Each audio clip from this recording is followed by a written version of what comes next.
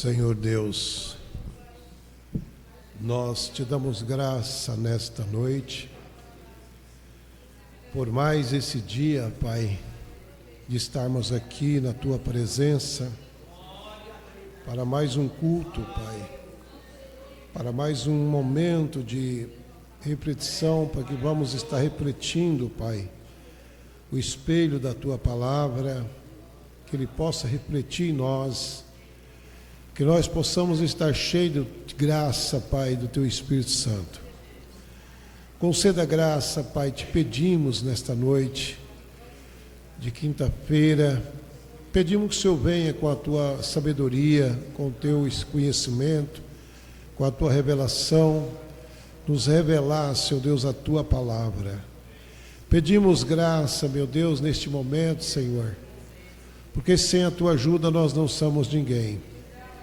Ajuda Teu povo, os Teus filhos, as Tuas filhas, em o nome de nosso Senhor Jesus Cristo. Amém. Graças a Deus. Deus abençoe a todos em nome de Jesus. Estamos agradecidos por mais esta oportunidade que Deus tem concedido para nós estarmos juntos por mais esse culto, né? Sabemos que sem Deus nós não podemos fazer nada, mas se Deus estiver conosco, nós podemos fazer aquilo que Ele quer, porque a Sua graça nos leva ao entendimento, para podermos conhecermos de perto a verdade. Apocalipse capítulo 13, o versículo 1 até o versículo 8. Que Deus abençoe a todos os irmãos que estão nos assistindo em casa. Glória a Deus. Deus abençoe a todos que neste momento estão conosco aí, conectados através do YouTube, para estudarmos a palavra do Senhor. Apocalipse 13, do 1 ao 8. E eu me pus sobre a areia do mar, e vi subir do mar uma besta que tinha 7 cabeças e 10 chifres, e sobre os seus chifres 10 diademas, e sobre a sua cabeça um nome de blasfêmia. E a sua boca como a sua boca como a boca de leão, e o dragão deu-lhe o seu poder e o seu trono, o grande poderio. E vi uma da sua cabeça como ferida de morte, e as suas chagas mortal foram curadas. E toda a terra se maravilhou após a besta. E adoraram o dragão que deu à besta o seu poder. E adoraram a besta, dizendo: quem é semelhante à besta? Quem poderá batalhar contra ela? E foi-lhe dado uma boca para proferir grandes coisas, blasfêmia, e deu-lhe esse poder para agir por 42 meses. E abriu-se a sua boca em blasfêmia contra Deus, para blasfemar do seu nome, e do seu tabernáculo, e dos que habitam no céu. E foi-lhe permitido fazer guerra ao santo e vencê-los, e deu-lhe poder sobre toda tribo, língua e nação. E adoraram-na todos os que habitam sobre a terra, esses cujos nomes não estão escritos no livro da vida do Cordeiro, que foi morto desde a fundação do mundo. Amém? Que Deus abençoe a leitura, podeis assentar. Estamos aqui então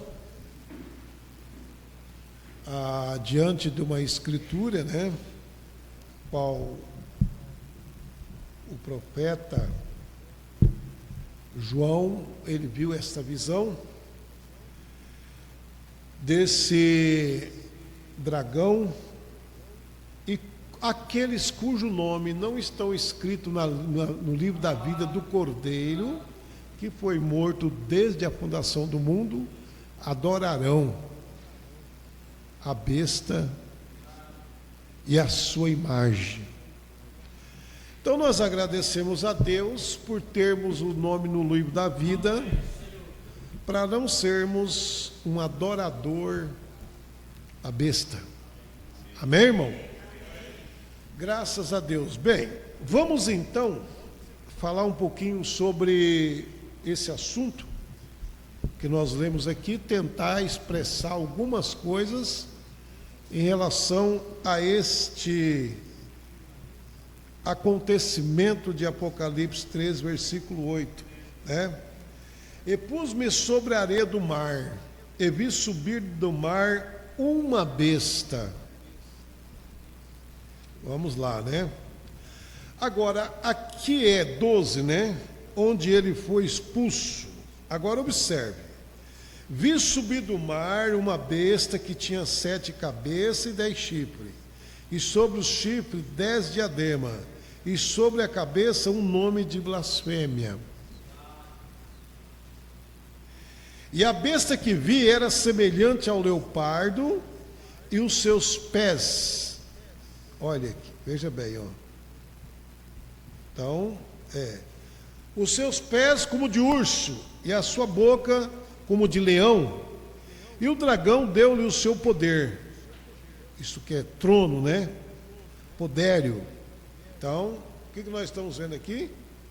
Vamos vendo aqui o seguinte, ó. Somente tivéssemos tempo para tomaria o resto da noite para falar tudo sobre isso aqui, né? Mas Satanás encarnado, está vendo? Quando ele se encarna, ele chega a esse detalhe.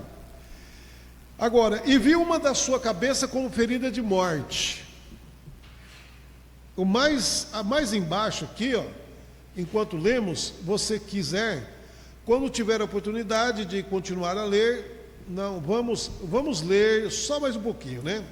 E viu uma de sua cabeça como ferida de morte, e a sua chaga mortal foi curada.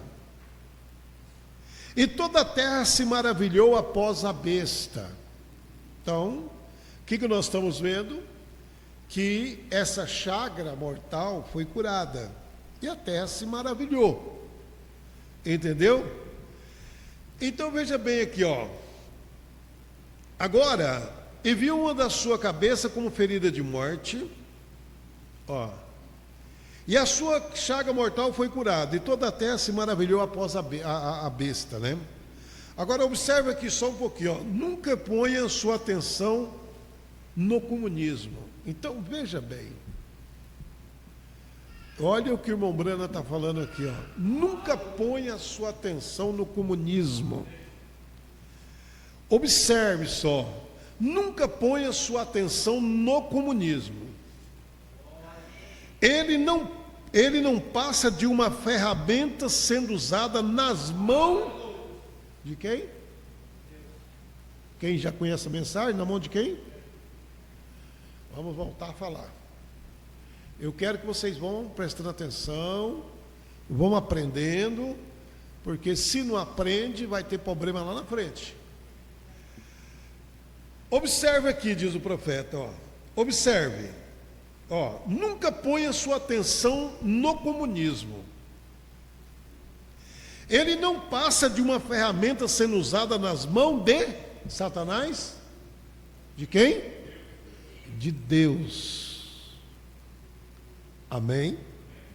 O comunismo é uma ferramenta nas mãos de Deus.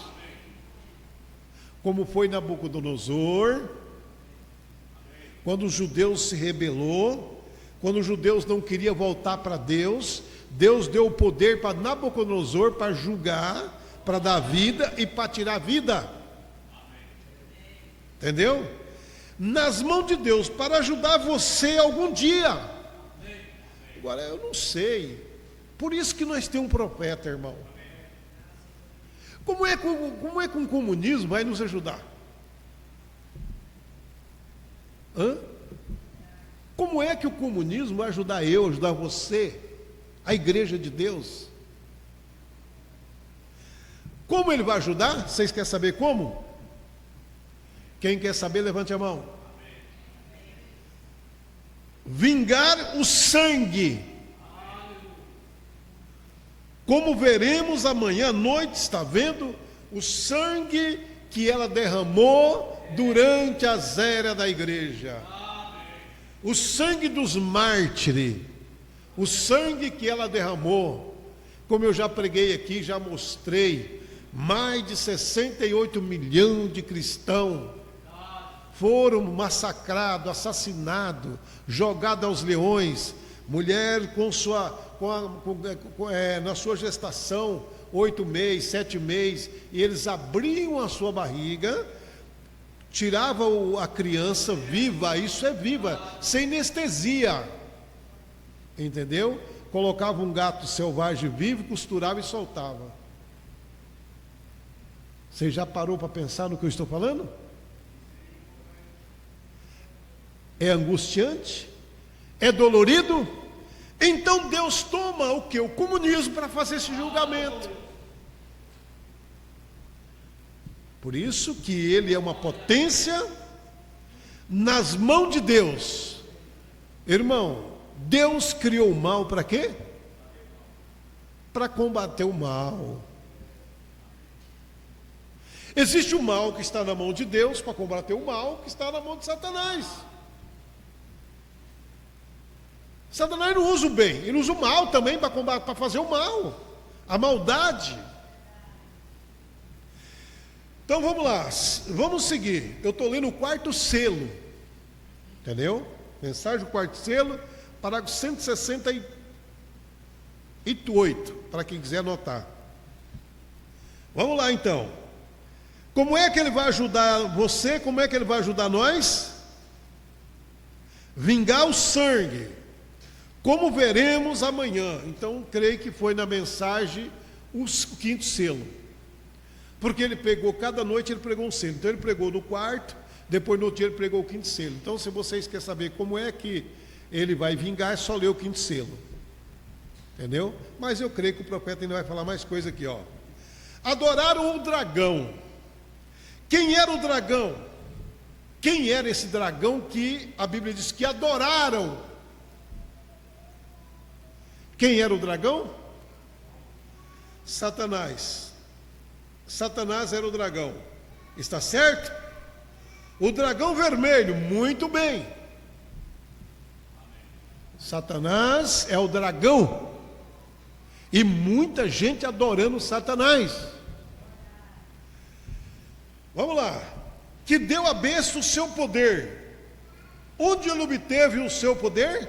Veja. E adoraram a besta, dizendo: quem é semelhante à besta? Quem poderá batalhar contra ela? E foi-lhe dado uma boca para proferir grandes coisas de blasfêmia, e deu-lhe o poder para continuar por 42 meses. Amém, irmão? Amém. 42 meses. Vou voltar a ler. E foi-lhe dado uma boca para proferir grandes coisas e blasfêmia, e deu-lhe o poder para continuar por 42 meses. E abriu a boca em blasfêmia contra Deus. Aí está, veja, muito bem. Para blasfemar do seu nome. Sabe quando ela fez isso? Quando eles mudaram o nome verdadeiro de Deus, que é Senhor Jesus Cristo, pelos títulos de Pai, Filho e Espírito Santo. Entendeu? Então, quando você invoca a Trindade, quando você invoca o nome de Pai, os títulos de Pai, Filho e Espírito Santo, você está invocando o quê? Você não está invocando o nome de Deus, porque o nome de Deus não é Pai, Filho e Espírito Santo. O nome de Deus é Senhor Jesus Cristo.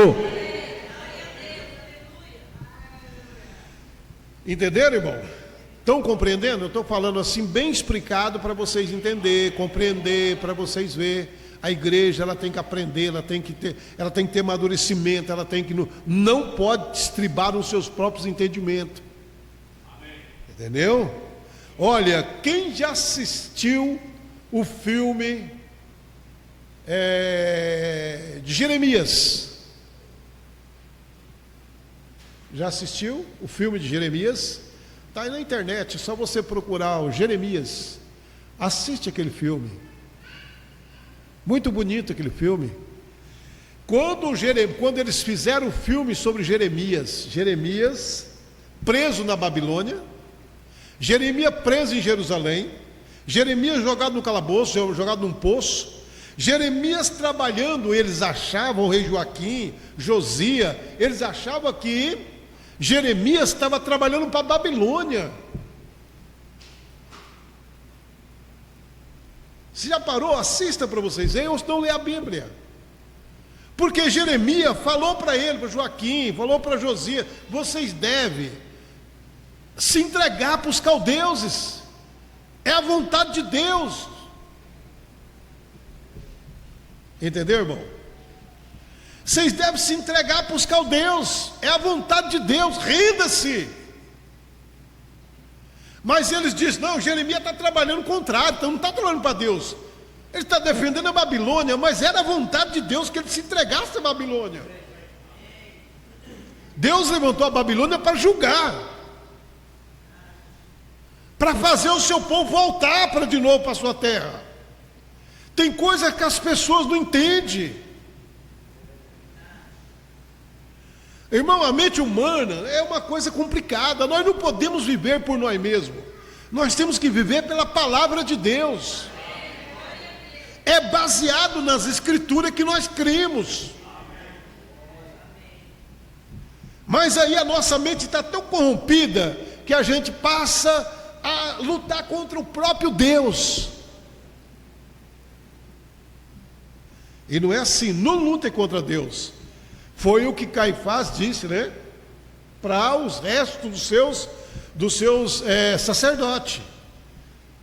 Será que nós não vamos estar lutando contra Deus? Não é melhor ouvir um homem antes de condenar? Porque nós podemos estar lutando contra Deus. E estava mesmo lutando contra Deus. Mas a mente estava tão poluída que eles não queriam nem ouvir, não queriam nem aprender nada. E tem gente que não quer aprender nada, irmão, não quer aprender mesmo. Então vamos lá. Olha aqui, ó. Para blasfemar do seu nome, dar-lhe um título. Dar um título em vez do nome. Aí é onde, porque na hora mais principal da vida do ser humano, do pecador, é quando ele vai ser emergido na água, usando o poderoso nome de nosso Senhor Jesus Cristo para ficar livre dos pecados. Aí eles não usam. Usa o nome para curar enfermos, usa o nome para expulsar demônios, usa o nome para ajudar não sei o que, para outro, para aquilo, mas na hora de ser batizado recusa. Aí você desce um pecador enxuto e sai um pecador molhado. Porque Pai, Filho e Espírito Santo não tem poder. O poder está no nome que vem do céu. Senhor não veio da terra, Jesus não veio da terra, Cristo não veio da terra. Quem anunciou o nascimento de Cristo foi quem? Os anjos. Quem anunciou o nome de Jesus foi o anjo Gabriel. E quem anunciou o nome do Senhor foi o próprio Deus, Isaías 42, versículo 8. Então o nome de Senhor Jesus Cristo, ele não é o nome da terra, é o nome dado no céu. É o nome que desceu do céu para vencer todas as barreiras. Aí as pessoas, por ignorância, recusam e acaba sendo um pecador que nunca foi batizado. É lamentável dizer isso, porque as pessoas acreditam tanto. E quando você for chegar diante de Deus, Ele vai mostrar para você que isso não está nem nas escrituras, nenhuma pessoa ser batizado nesses títulos. Porque lá em Mateus manda usar o nome. Amém, irmão? Então vamos lá. Olha aqui, ó. Para fazer isto, olha aqui. Blasfemar do seu nome, um título do seu tabernáculo, que é o lugar de habitação do Espírito Santo, Para fazer isto, um lugar em Roma, uma cidade do Vaticano, pode-se continuar. E dos que habitam no céu, blasfemou deles, ao dizer que eram intercessor. Amém? Blasfemou dos que estão no céu. Por quê? Quando você pega o nome de qualquer um desses santos, apóstolo, profeta, que estão no céu, e fala que eles intercedem, que eles são intercessor, que você vai, ora para eles, pede, joelha nos pés dele, vocês estão blasfemando. Nenhum homem pode interceder, só tem um intercessor que chama Senhor Jesus Cristo. Cada santo dos apóstolos tem o seu lugar como apóstolo. Não é verdade? É como eu estava conversando um dia desse, eles falam, mas você não crê em Maria? Não, eu creio em Maria. Eu creio em Maria, mãe de Jesus. Porque quando ela estava numa festa em Caná da Galileia, quando faltou a água, faltou o vinho na festa, preste atenção, ela foi se ter com Jesus. Ela disse, Jesus, o vinho acabou. Em nenhuma parte diz que Jesus estava tomando vinho, ou que Maria estava tomando vinho.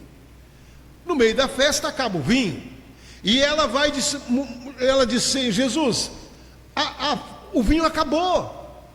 E Jesus vira para ela e disse, mulher, o que eu tenho contigo? A minha hora ainda não é chegada.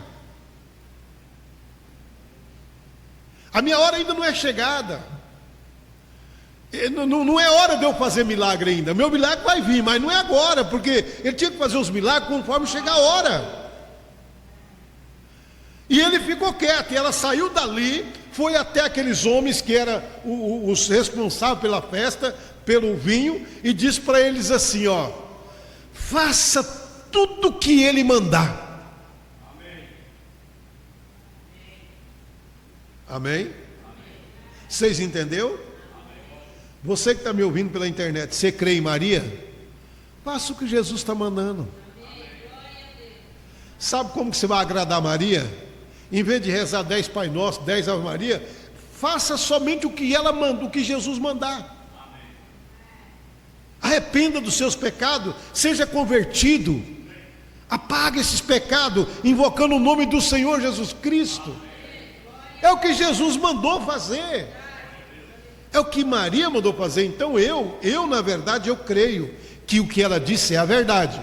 Temos que fazer o que Jesus está mandando. Tudo que Jesus mandar, faça tudo o que ele vos disser. Aí ele disse, vai lá, enche a talha de água, põe água de tudo aquilo lá, vai, enche tudo. Aí encheu, Senhor, está tudo cheio, tá, agora pega a água, serve aos convidados lá. Até aí era água. Mas quando ele vai servir, é vinho. Vocês entenderam? Se nós não fazer o que Jesus mandar, não adianta ir para qualquer lugar. Não adianta, tem que fazer o que Jesus manda. E o que ele mandou foi o quê? Examinais as escrituras, porque vós cuideis ter nela a vida eterna, e são ela que de mim testifica.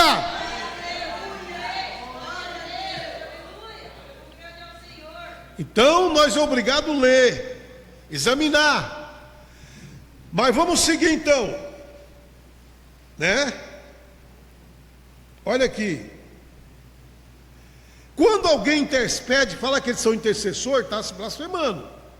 E foi-lhe permitido fazer guerra aos santos. E ele fez, né? Vencê-lo, ele venceu. Foi mais 69 milhões, né? 68 milhões de cristãos mortos, irmão, na arena. Foi um genocídio brabo. Mas tem alguém que está na mão de Deus para julgar do sangue. Amém? Por isso que, agora não quer dizer que O comunismo é uma coisa de Deus, mas é um instrumento na mão de Deus para julgar o sangue. Quem com ferro fere, com ele será ferido. Vamos lá. Queimou-os em estacas, está aqui, ó. Deu a comer aos leões, matou-os de qualquer modo que pôde. Irmãos, vocês não sabem que crueldade. Vocês nunca leram os mártires do Coliseu Romano? As catapumbas de Roma. São livros que está aí, se você entrar na internet vocês vão conseguir. Os mártires do Coliseu Romano. Olha que sofrimento. Simplesmente como Joana d'Arc, uma profetisa que morre queimada numa fogueira. Porque morreu, achavam que ela era feiticeira. Porque a Igreja Católica sempre matou feiticeiro. Vocês sabiam disso? Que a Igreja Católica exterminava feiticeiros? Se você ler a história, você vai ver, eu não estou inventando aqui. No Paraná, aqui no estado do Paraná, tem muitos caos da Igreja Católica matar os feiticeiros. Feiticeira que foi morta pela Igreja Católica, queimada. É só você ler a história. Eu não estou nada inventando aqui. Também na Bíblia, Saul mandou matar muitos feiticeiros. Não é verdade? Saul mandou matar. Ele perseguiu, ele fez uma varredura nos seus templos lá. Até que ele vai lá consultar a feiticeira de Endor.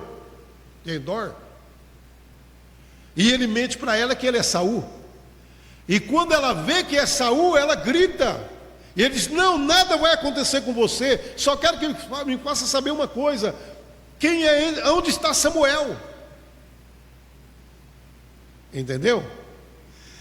Então eles acharam que Joana d'Arc, a profetisa Joana d'Arc, que ela era uma feiticeira. Depois de 300 e poucos anos, ou 500 anos, não sei, direitinho os dias, eles descobrem que ela não era mais uma feiticeira, ela era uma profetisa de Deus, que profetizava. O que eles fizeram?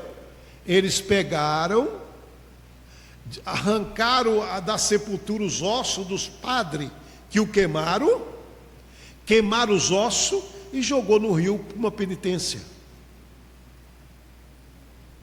Porque descobriram que ela era uma santa. E agora, se você vai nas igrejas, tem Santa Joana d'Arc.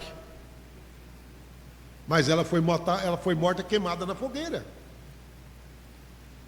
Entendeu? É assim que funciona. Jesus não falou, nos tempos de Jesus: vós mata os profetas, depois embanquei os seus túmulos? Não é verdade? Então, irmão, veja bem, olha, deu-lhe poder sobre toda tribo, línguas e nação. Nunca se tornou assim em Roma, até que Roma pagã se converteu em Roma papal. O poder católico se propagou pelo mundo, fez a Igreja Católica universal. Adoraram-na todos os que habitam sobre a terra, esses cujo nome não estão escritos no livro da vida, no livro do Cordeiro. Não toques meu azeite, não toques meu azeite e o meu vinho. Está vendo? Adoraram-no todos os que habitam sobre a terra, esses cujo nome não estão escritos no livro da vida do Cordeiro, que foi morto desde a fundação do mundo. Se alguém tem ouvido, ouça. Se alguém leva em cativeiro irá. Se alguém mata a espada, é necessário que a espada seja morto. Aqui está a paciência e a fé dos santos. Amém? Então é o seguinte: Deus tem hora para todas as pessoas. Todo mundo tem o seu preço a pagar. Pilato, sabe o que Pilato fez? Ele foi julgar Jesus. Não foi? Ele não achou crime em Jesus, Pilato. Ele achou crime em Jesus? Ele disse: eu não vejo crime nesse homem. Como um governador, ele não viu crime nele. Agora, se não tivesse crime, por que ele condenou? Por que ele condenou? Mas ele disse: eu não vejo crime nesse homem. Aí mandou açoitar Jesus. Bateram nele. Vocês já viram aí alguns atores fazendo o papel de Jesus, como esse último agora, chamado Mel Gibson. Você assistir aquele filme, tem que ter um pouco de noção, porque fica revoltado. Os sofrimentos, mas será que aquilo ali estão exagerando? Eu acho que não. Eu acho que não chegou ainda ao tanto de crueldade que fizeram com ele. Entendeu, irmão? Mataram Jesus. Pilato mandou açoitar. Depois ele traz ele todo ensanguentado diante do povo. E pergunta: o que quer que eu faça? Solta ele. Olha, já castiguei, já mandei bater, vou soltar ele vai se exemplar. Não. Eles gritavam: crucifica-o, crucifica-o. Aí Pilato traz então um criminoso, um bandido, chamado Barrabás, e coloca do lado de Jesus. E Pilato disse: agora eu vou ver como é que esses crentes estão crendo. Eu quero ver como é que esse povo vai ver, porque aqui está um criminoso, perigoso, assassino, que mata, que faz tudo que não presta, e a sociedade sabe disso. Agora está um outro aqui que não tem crime, mas está sendo acusado de criminoso. E ele põe ali, porque poderia soltar um na festa. E o que eles gritam? Solta o criminoso e crucifica Jesus. Olha a mente do ser humano. Quem fez isso? Quem é que estava gritando para crucificar ele? O seu próprio povo. O seu povo da igreja. Os evangélicos da época. Os católicos da época, vamos dizer assim, os católicos verdadeiros da época, os cristãos verdadeiros da época, o seu povo, preferiram crucificar um justo e soltar um criminoso. Não é o que estão fazendo hoje? Querendo crucificar a palavra de Deus e acreditar num sistema feito por um homem? Acreditando num sistema que o homem criou, numa igreja que o homem inventou. E muitas dessas igrejas, como ela foi criada? Em cima de divisão, de discórdia, de contenda. E aí eles acham que não pode caminhar ali, arruma outro grupo, e ali forma outra igreja, e está tudo bem. Não, não está tudo bem. Deus julgará tudo isso. Porque Jesus nunca mandou nós criar igreja, Jesus mandou nós pregar o Evangelho. Amém? Jesus mandou pregar o Evangelho, é chegado o reino do céu. Tudo que o homem inventa é falso. Nós sabemos que, já preguei aqui, que a verdadeira Igreja Católica Apostólica Universal, ela foi até no ano de 200, né? Ano de 200. Depois, quando aqueles irmãos foram expulsos lá daquela cidade, através da político envolvido no meio da igreja, que isso é uma coisa terrível. Quando a política se envolve no meio da igreja, irmão, o que tem Deus com política? Deus não tem nada a ver com política. Deus é sua palavra, a palavra não tem politicagem.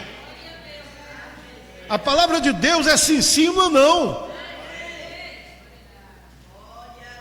Mas lá atrás começou a se envolver, e os irmãos que fundou aquela igreja lá, o que eles fizeram?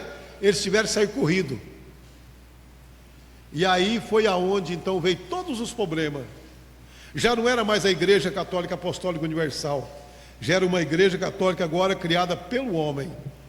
E dessa igreja Deus tirou através do reformador, Lutério, John Wesley, entendeu? E o que nós temos hoje? Um monte de igreja que o homem fundou. E eles não têm pouco de senso para saber que não é a igreja que salva. O que salva é o nome de nosso Senhor Jesus Cristo. O que salva é o Senhor Jesus Cristo. Entendeu, irmão? Mas já estou terminando. Então, é assim que vemos, irmão. Olha aqui, ó. Agora vimos que ele vinha ontem à noite, olha aqui, como sua grande espada para matar. Verificamos que ele é morto com a espada também, a espada da palavra. A palavra de Deus penetra, a espada de dois gumes mata e lança por terra. Espere até que aqueles 7 trovões soem. Eu quero que vocês prestem atenção nisso aqui, ó. Espere até que aqueles 7 trovões soem as suas vozes. O que é que o profeta está falando? O 7 trovão, o 7º trovão é o quê? O 7º selo. Amém? Está correto? Foi 7 trovões.